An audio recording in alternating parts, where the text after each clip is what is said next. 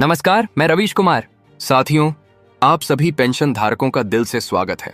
आज की यह रिपोर्ट बहुत ही खास होने वाली है, क्योंकि इस वक्त देश के करोड़ों पेंशन धारकों और कर्मचारियों के लिए 3 बड़ी, बेहद महत्वपूर्ण और असरदार खबरें निकलकर सामने आई हैं। इन खबरों को जानने के बाद शायद आप भी राहत की सांस लेंगे, क्योंकि जो बदलाव अब देखने को मिल रहे हैं वो सीधे तौर पर आपके भविष्य और आपकी मासिक आय पर असर डालने वाले हैं। दोस्तों, अक्सर जब हम पेंशन की बात करते हैं तो यह मुद्दा सिर्फ एक रकम का नहीं, बल्कि जीवन की सुरक्षा, स्थिरता और सम्मान का होता है। और आज हम आपको जो जानकारी देने जा रहे हैं वह इन्हीं तीनों पहलुओं से जुड़ी है। पहली बड़ी खबर 700-500 रुपए मासिक पेंशन से जुड़ी है। दूसरी खबर ईपीएफओ यानी कर्मचारी भविष्य निधि संगठन के बड़े बदलाव से संबंधित है। और तीसरी खबर उस राहत पैकेज से जुड़ी है जिसमें सैलरी रिवीजन के साथ फ्री बेनिफिट और पेंशन में 25% की बढ़ोतरी की बात की जा रही है। इसीलिए अगर आप भी किसी संस्था, दफ्तर या निजी क्षेत्र में कार्यरत हैं या सेवानिवृत्त हो चुके हैं तो आज की यह पूरी जानकारी आपके लिए बहुत जरूरी है। तो आइए शुरू करते हैं इस कहानी को वहीं से जहां से यह चर्चा शुरू हुई, संसद में। हाल ही में संसद के अंदर एक सवाल पूछा गया। सवाल बड़ा सीधा था, क्या सरकार निजी क्षेत्र के कर्मचारियों को भी 700-500 रुपए की मासिक पेंशन देने जा रही है? इस सवाल ने पूरे देश के प्राइवेट कर्मचारियों में उम्मीद जगा दी थी। सोशल मीडिया पर भी चर्चाएं चलने लगीं कि शायद अब केंद्र सरकार निजी कर्मचारियों को भी न्यूनतम पेंशन की गारंटी देने जा रही है। लेकिन सरकार का जवाब जो आया वो साफ और सीधा था। श्रम मंत्रालय की ओर से बताया गया कि अभी तक ऐसी कोई योजना लागू नहीं की गई है जिसके तहत निजी क्षेत्र के कर्मचारियों को 700-500 रुपए की फिक्स मासिक पेंशन दी जाए। हालांकि सरकार ने यह भी माना कि निजी कर्मचारियों के लिए पेंशन का ढांचा बहुत कमजोर है और इस दिशा में सुधार की जरूरत है। अब जरा समझिए कि यह मुद्दा इतना बड़ा क्यों है।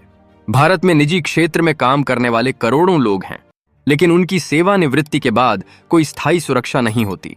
सरकारी कर्मचारियों की तरह उन्हें हर महीने फिक्स पेंशन नहीं मिलती। सरकार ने निजी क्षेत्र के लिए कुछ योजनाएं जरूर शुरू की हैं, जैसे कि अटल पेंशन योजना एपीवाई और कर्मचारी भविष्य निधि संगठन ईपीएफओ की योजना। लेकिन इन योजनाओं में मिलने वाली पेंशन राशि व्यक्ति के अंशदान, उम्र और सेवा अवधि पर निर्भर करती है। यानी किसी को 1000 रुपए मिलते हैं, किसी को 5000 और किसी को 7000 तक मिल सकते हैं, लेकिन कोई निश्चित न्यूनतम राशि तय नहीं है। संसद में जब इस पर बहस हुई तो सरकार की तरफ से यह कहा गया कि ईपीएफओ के तहत जो कर्मचारी हैं वे अपने योगदान और सेवा अवधि के अनुसार ही पेंशन पा रहे हैं। जो लोग 10 साल या उससे अधिक समय तक काम कर चुके हैं और जिनका नियमित योगदान रहा है उन्हें 1000 से 700-500 रुपए तक की पेंशन मिल सकती है। लेकिन सरकार ने यह भी माना कि इस सिस्टम को और मजबूत करने की जरूरत है ताकि हर व्यक्ति को एक सम्मानजनक पेंशन मिल सके। इसी दिशा में सरकार अब एक विशेषज्ञ समिति गठित करने पर विचार कर रही है जो निजी कर्मचारियों के लिए एक स्थायी न्यूनतम पेंशन नीति तैयार कर सके। अगर ऐसा होता है तो यह भारत के लगभग 6 करोड़ प्राइवेट कर्मचारियों के लिए एक ऐतिहासिक कदम साबित होगा। विशेषज्ञों का कहना है कि सरकार अब यह सोच रही है कि ईपीएफओ के तहत आने वाले सभी योगदानकर्ताओं को कम से कम 700-500 रुपए की गारंटी पेंशन मिले। इसके लिए फंडिंग के नए स्रोतों और नीतिगत बदलाव की आवश्यकता होगी। यह व्यवस्था लागू होने पर रिटायरमेंट के बाद निजी क्षेत्र के कर्मचारियों को भी वही भरोसा और स्थिरता मिलेगी जो अब तक सिर्फ सरकारी कर्मचारियों के पास थी। सरकार के इस रुख से साफ है कि वह धीरे धीरे सामाजिक सुरक्षा प्रणाली को सार्वभौमिक बनाने की दिशा में बढ़ रही है। डिजिटल इंडिया और सोशल सिक्योरिटी दोनों को साथ लेकर चलने की यह पहल भविष्य की पीढ़ियों के लिए भी मिसाल बनेगी। साथ ही सरकार डिजिटल पेंशन प्रोसेसिंग, पारदर्शिता और ऑटोमेशन के माध्यम से पूरी व्यवस्था को ज्यादा तेज और भरोसेमंद बना रही है। अब बात करते हैं दूसरी बड़ी खबर की, जो सीधे ईपीएफओ यानी कर्मचारी भविष्य निधि संगठन से जुड़ी है। 2025 में ईपीएफओ ने अपने करोड़ों पेंशन धारकों के लिए एक ऐतिहासिक फैसला लिया है।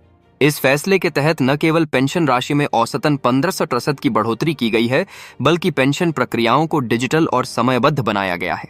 अब पेंशन क्लेम, वेरिफिकेशन और ट्रांसफर जैसी प्रक्रियाएं 15 दिनों के भीतर पूरी की जाएंगी, जबकि पहले इनमें कई बार महीनों का समय लग जाता था। ईपीएफओ ने यह फैसला प्रधानमंत्री के डिजिटल इंडिया मिशन के अनुरूप लिया है। इसका सीधा लाभ उन सभी वरिष्ठ नागरिकों को मिलेगा जो अब तक लंबी फाइल प्रक्रियाओं और कार्यालय के चक्कर लगाकर परेशान हो जाते थे।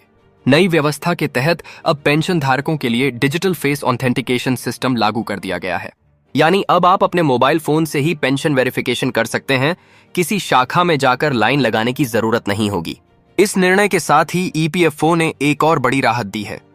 न्यूनतम पेंशन राशि को 700 रुपए से बढ़ाकर 650 रुपए करने का फैसला लिया गया है, जो जनवरी 2026 से प्रभावी होगा। इसका मतलब यह है कि जो लोग वर्तमान में न्यूनतम पेंशन पा रहे हैं, उन्हें नए साल के साथ अतिरिक्त आय का फायदा मिलेगा। यह बदलाव लगभग 60 लाख से ज्यादा पेंशन धारकों को सीधा लाभ देगा। ईपीएफओ के अधिकारियों का कहना है कि यह कदम बढ़ती महंगाई और जीवन यापन की लागत को ध्यान में रखते हुए उठाया गया है, क्योंकि आज के समय में 7,000 या 7,500 की राशि भी कई बार पर्याप्त नहीं होती। इसलिए अब सरकार चाहती है कि वरिष्ठ नागरिकों की आर्थिक स्थिरता बनी रहे और उन्हें बुनियादी जरूरतों के लिए दूसरों पर निर्भर न होना पड़े। इसके अलावा ईपीएफओ ने एक नया पोर्टल और 24 घंटे हेल्पलाइन भी शुरू की है, जिससे कोई भी पेंशन धारक किसी समस्या के लिए सीधा संपर्क कर सकता है। साथ ही एक ऑनलाइन शिकायत निवारण सिस्टम भी जोड़ा गया है, जिसमें कुछ ही घंटों में आपकी शिकायतों का समाधान संभव होगा। अब हर महीने की पहली तारीख को पेंशन स्वतः आपके बैंक खाते में ट्रांसफर हो जाएगी। इससे पहले कई बार बैंकिंग सिस्टम और ऑफिशियल प्रक्रिया के कारण पेंशन में देरी होती थी। डिजिटल ट्रैकिंग सिस्टम से अब हर पेंशन धारक अपने भुगतान की स्थिति रियल टाइम में देख सकेगा। यह कदम पारदर्शिता को और मजबूत करेगा और पेंशन धारकों का भरोसा ईपीएफओ पर और बढ़ेगा। अब बात करते हैं तीसरी राहत की, जो पेंशन धारकों के लिए किसी तोहफे से कम नहीं है। पेंशन में 25% की बढ़ोतरी की चर्चा इन दिनों तेज हो चुकी है। सूत्रों के अनुसार सरकार उन पेंशन धारकों के लिए राहत योजना तैयार कर रही है जिनकी पेंशन राशि लंबे समय से स्थिर है।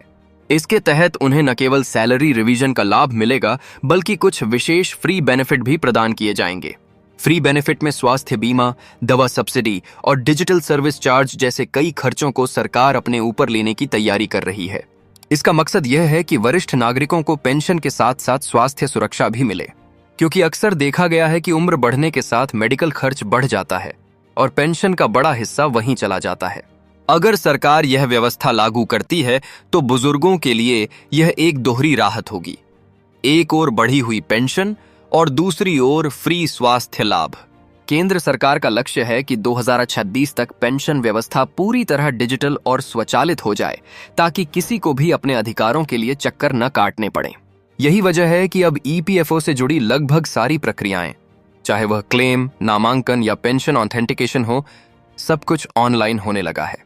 इन सभी अपडेट्स का सबसे बड़ा असर उन करोड़ों कर्मचारियों पर होगा जिन्होंने दशकों तक निजी कंपनियों में काम किया, लेकिन रिटायरमेंट के बाद उन्हें आर्थिक असुरक्षा का सामना करना पड़ा।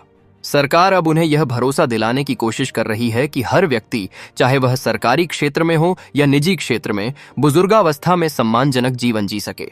अगर हम इस पूरे घटनाक्रम को देखें तो साफ झलकता है कि भारत अब एक नए सामाजिक सुरक्षा युग की ओर बढ़ रहा है, जहां सिर्फ सरकारी कर्मचारी ही नहीं, बल्कि प्राइवेट सेक्टर में काम करने वाले भी एक स्थायी पेंशन सिस्टम का लाभ उठा सकेंगे।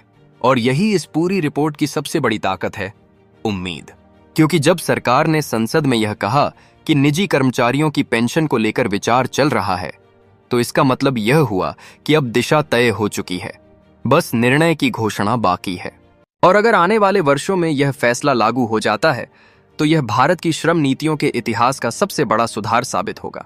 दोस्तों, पेंशन सिर्फ पैसों की बात नहीं है, यह उस भरोसे की बात है जो व्यक्ति अपने जीवन की मेहनत के बदले चाहता है।